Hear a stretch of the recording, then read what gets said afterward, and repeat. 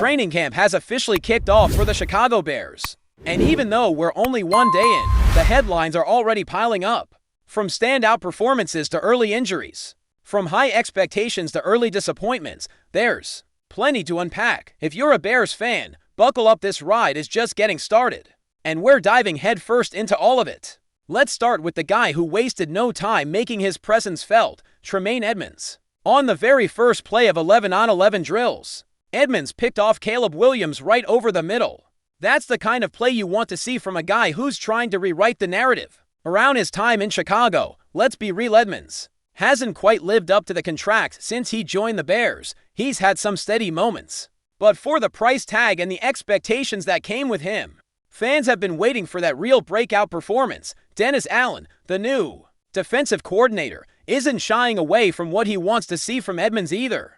Allen said he expects Tremaine to be a major playmaker this year. He called out his size, speed, range, all the tools are there, and he's right. When you've got a linebacker with that kind of length patrolling the middle, it changes things, makes it harder to throw over the top, clogs up the passing lanes, and turns the middle of the field into a minefield for opposing offenses. So for Edmunds to come out of the gate with a big-time play against the guy that everyone's watching, Caleb Williams, it sends a message. It tells the rest of the defense, we're not playing around this year, and maybe, just maybe, it's a sign that Edmunds is ready to rise to the challenge in 2025. But Edmunds wasn't the only one putting on a show out there. Running back Roschon Johnson also made waves with a highlight reel play of his own. According to reports, he pulled off a slick one-handed catch in practice, showing the kind of hands and body control that we didn't get to see much of last season. That's because Roschon was mostly used in short yardage situations last year, and only saw about 20 targets in the passing game, half of what he got in his rookie season. But that might be changing under Ben Johnson's new offense. Already, it looks like Roschon's role is evolving, and he could be in line for a lot more involvement this year, and that's huge. Because if you talk to Bears fans, they're still split on Johnson. Some think he's just another guy, others think he's a breakout waiting to happen. But when a new coaching staff walks in with no baggage, no old expectations, and they start talking you up, that can change everything. It can flip the script. And Ben Johnson has been vocal about how much he likes what Roschon brings to the table. That might mean more touches, more responsibility, and maybe even a chance to become a real focal point in this offense. Now here's the name that probably caught a lot of people off guard. J.P. Richardson, the undrafted free agent out of TCU, showed up and showed out on day one, according to reports. He made what some are calling the play of the day, hauling in a diving one-handed catch from Tyson Bagent while being covered tightly by Jeremiah Walker. Listen, when you're an undrafted free agent, these are the kinds of moments you need. You're not going to get a ton of reps. You're probably not at the top of the depth chart. So every single opportunity matters, and Richardson made his count. The odds are still stacked against him to make the final 53-man roster.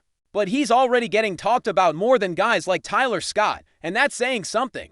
The Bears aren't going to hand out roster spots this year. You're going to have to earn it. And if Richardson keeps stacking plays like that, don't be surprised if he sneaks into a bigger role than anyone expected. But for as much as individual players made some noise, the biggest standout of all might have been head coach Ben Johnson himself. From the moment training camp started, Johnson made it clear he's not here to mess around.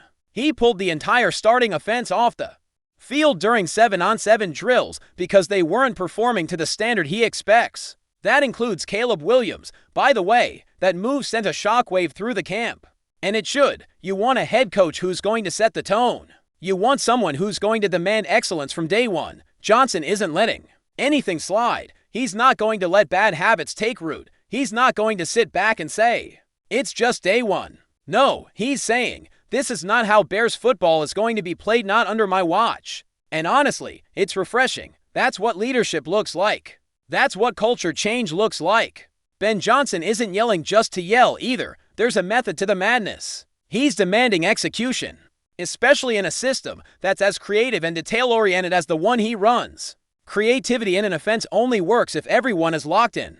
If routes aren't run properly, if timing is off, if reads are missed, it all falls apart. Johnson knows that, and instead of waiting until week one to get serious, he's drawing the line in the sand right now. The question now becomes, how will the players respond? That's the big storyline heading into data and beyond. It's one thing to get benched in July.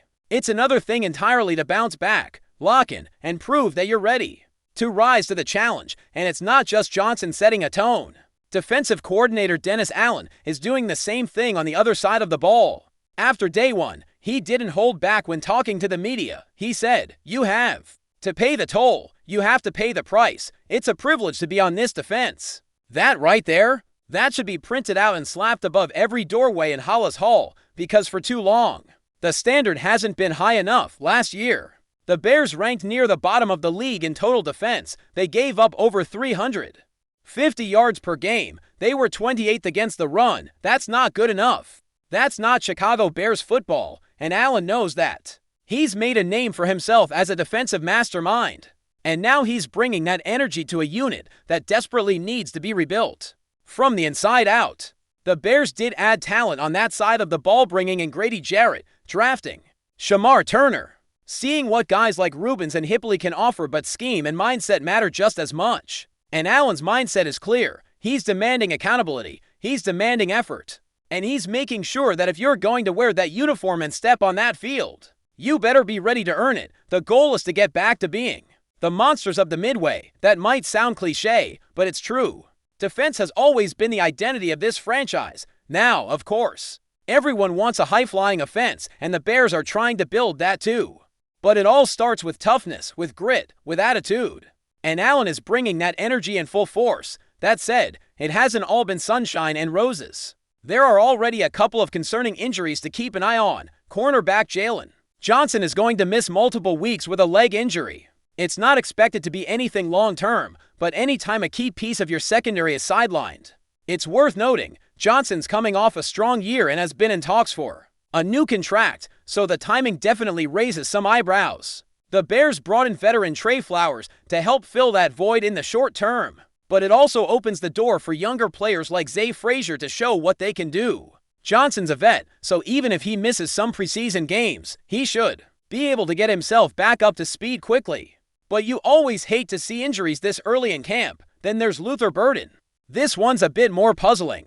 He's dealing with a soft tissue injury and has already missed a significant chunk of time this offseason, including OTA letters and minicamp. The Bears still believe in him. He showed up to camp in shape, and he's definitely someone Ben Johnson wants to utilize all over the field once he's healthy. But every day missed is a missed opportunity to build chemistry with Caleb Williams, to learn the playbook, to find rhythm in the system. When you're a rookie, that stuff matters, and if Burden continues to miss time, it could mean a slower start to the season, even if the long-term potential is still sky high. And speaking of Caleb Williams, let's talk about the expectations being set for him. Ben Johnson didn't hold back. He said one of the goals for Williams this season is to complete 70% of his passes. That's a high bar. Only 5 quarterbacks in the league hit that mark last year, but that's the kind of standard being established right now in Chicago. Johnson knows that for this offense to work, Caleb has to be efficient, accurate, and consistent. Last season at USC, he completed about 62.5% of his passes. So there's definitely room for growth, but the good news, Caleb's on board. He said one of his personal goals is to be the first 4,000-yard passer in Bears history. That's right, no quarterback in franchise history has ever done it. Caleb wants to be the first.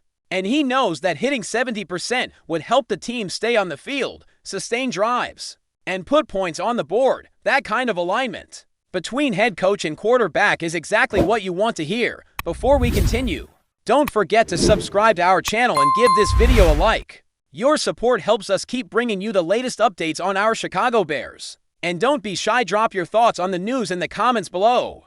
In what's quickly becoming one of the hottest whispers in NFL circles, rumors are swirling out of Hollis Hall that Bears head coach Ben Johnson may have taken drastic action against cornerback KYLER Gordon. Multiple sources close to the team suggest that Johnson has dismissed Gordon from team activities and apparent expulsion.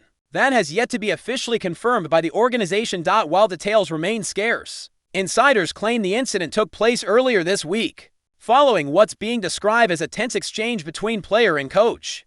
During a closed practice, Johnson, known for his sharp offensive mind and no-nonsense leadership style, has been quietly reshaping the Bears' culture since his arrival. If these reports are true, It would mark the first major disciplinary action of his tenure in Chicago, and it's raising eyebrows across the league. KYLER Gordon, a 2020 second-round pick, has been a key figure in the Bears' secondary over the past 2 seasons. While his performance has shown flashes of potential, it hasn't always been consistent. Whether his on-field play or off-field behavior triggered Johnson's decision is still unclear. Some speculate this may be about setting a tone in the locker room, especially as the Bears prepare for a critical year with a revamped roster and sky-high expectations. Neither Gordon nor the Bears have commented publicly on the matter. Team representatives declined to confirm or deny any internal disciplinary actions. When asked Wednesday afternoon, however, Gordon's noticeable absence from recent training camp sessions hasn't gone unnoticed, fueling further speculation.